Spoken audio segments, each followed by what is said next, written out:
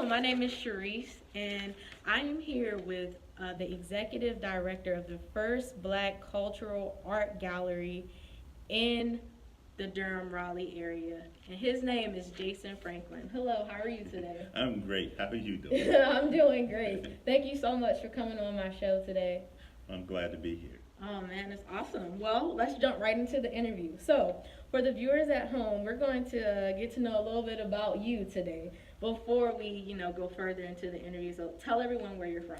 I'm from Zebulon, North Carolina, but I grew up both in Zebulon and in Raleigh, so I'm right here in this Raleigh area all of my life, including growing up and then going to school here at NC State. Awesome. So, how was that for you growing up here?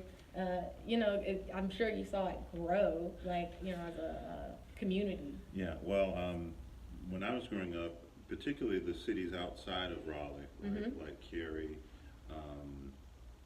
Knightdale, Zebulon, those areas were rural areas that had lots of farms and things like that. And I grew up in a farming community.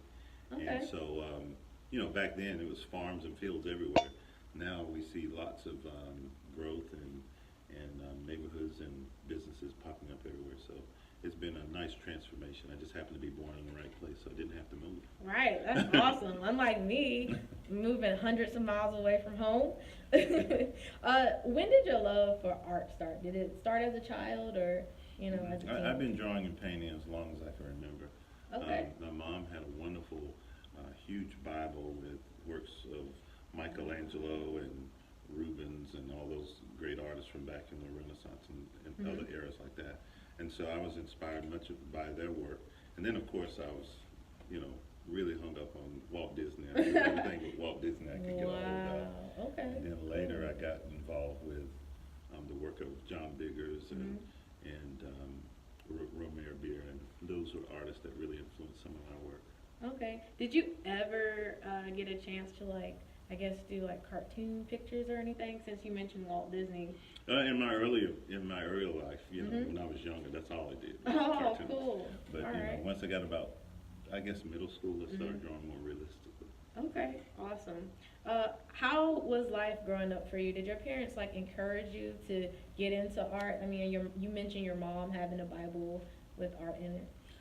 Yeah, my mom and dad were super supportive, and I was able to draw and paint as much as I want. They made sure I had pencils and crayons and paper and all those kind of things. And even when I needed to buy paint, they would, provide those things for me. So I was fortunate in that way. That's good. Yeah. Because my mom, when I was growing up, she was not feeling it that I kept breaking my crayons and losing all my pencils. Yeah. So my growing up, my room was decorated with all kinds of drawings and paintings. That's awesome. Okay.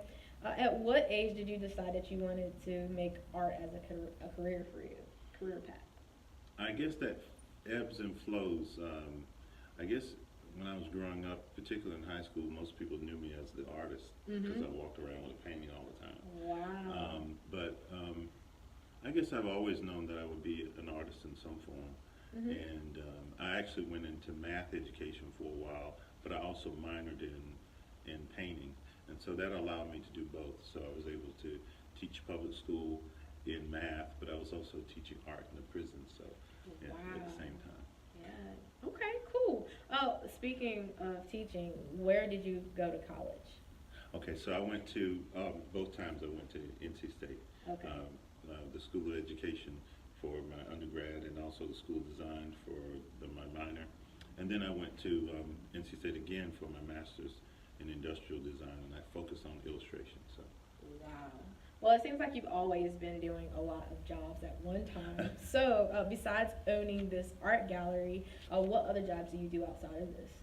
Currently, this is it. This is my only job currently. Okay. In the past, I worked for, of course, the prison system for a while. I worked for Wake County Public Schools. I also worked for an independent school called Curie Academy. I did a host of jobs there. Wow. Yeah. Okay, that's awesome. Does your immediate family help you run this art gallery? Yeah, my daughter, my wife, my two boys, and also my sister-in-law. All of us chip in and we do everything that's needed here. So it's been a family affair.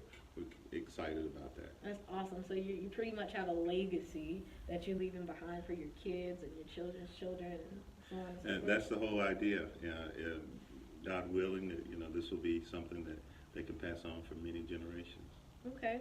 At any point, did the thought cross your mind that you were gonna have the first own cultural art black gallery here?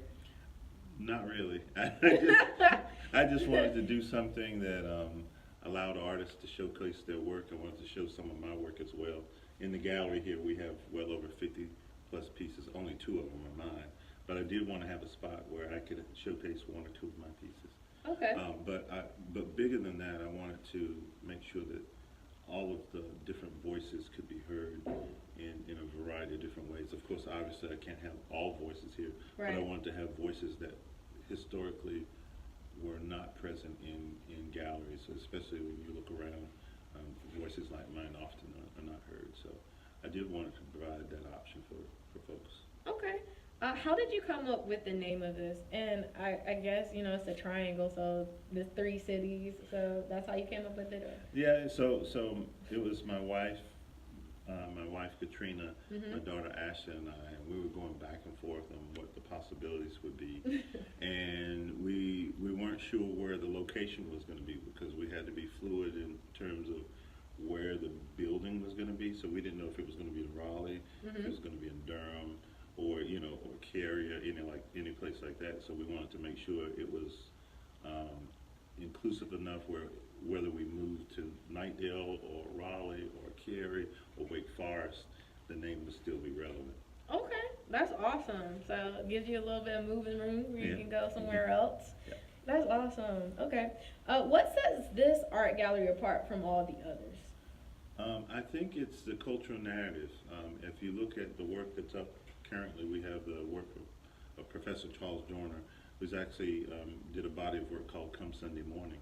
And it's actually him journaling some of the process of what he does in church, and he actually turned those images into beautiful works that are akin to kente cloth.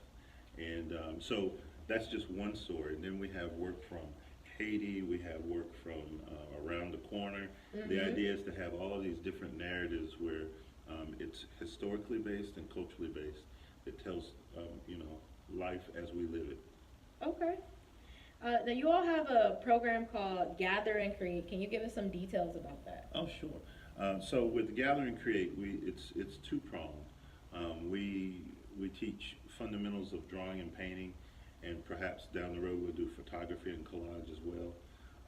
So that's for the people that are real serious about learning how to draw and paint, or any of the fundamentals of art and design.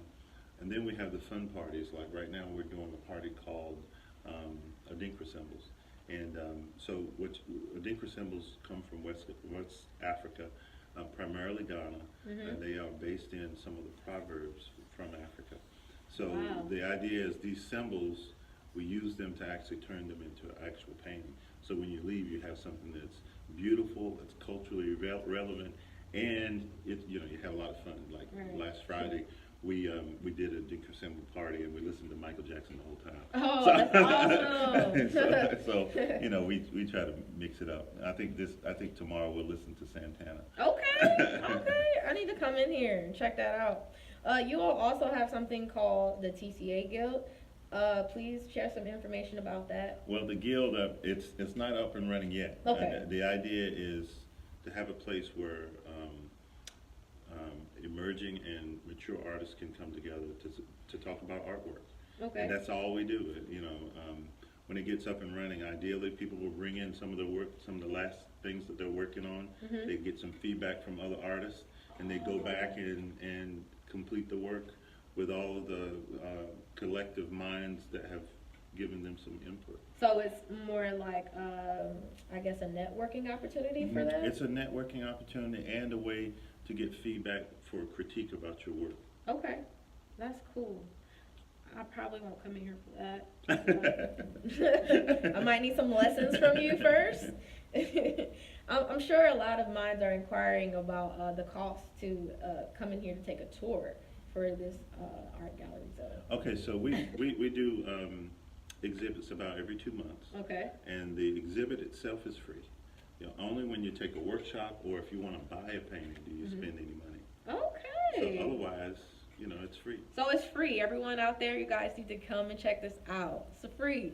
Very free. FRE. I came in here for a tour a few weeks ago, and I definitely loved everything. Could you talk about your lovely piece that's behind, well, not behind us, but in front of us right now? And I'll make sure I insert the photo there so they can check it out. But can you tell us the story behind it? And Sure. how it came So about? the piece that's in front of us is actually called "The Blast from the Past," and I was doing a kind of a chronicle about African American men and their rise, and I ended up interviewing probably about 20 guys and maybe a couple of females as well, and I was trying to make the connection between human and car and what was that history, particularly with African American males. Okay. In the past, my wife's family had family reunions, and the guys would have these cars up on the hill. And I looked at that for like 20-something years, and I'm like, what's up with the cars? And so I actually used that as kind of a probing question, you know, Okay. what is the connection, what is the significance of the car, and what does it mean to you? Those are the questions that I used. And in that series, I did video, photography, and then actual paintings. And the painting that's here is actually Taylor Miller, Jr., who is actually my wife's Katrina's uncle. And he owned this car for, at the time I did it, for 40 years. Now it's almost 50 years. It's a 1968 Chevelle Super Sport. Nice. And normally I develop the paintings from images that I took.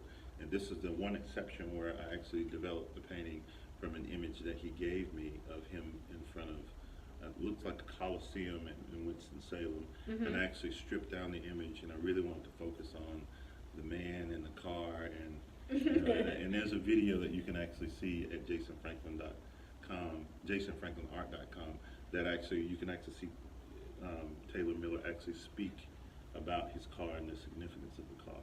So this is just a beautiful display of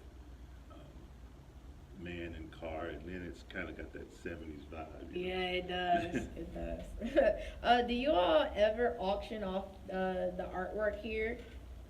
And how do you rotate your gallery around? Okay, so we haven't gotten to auctions yet because we've only been open since December. Okay.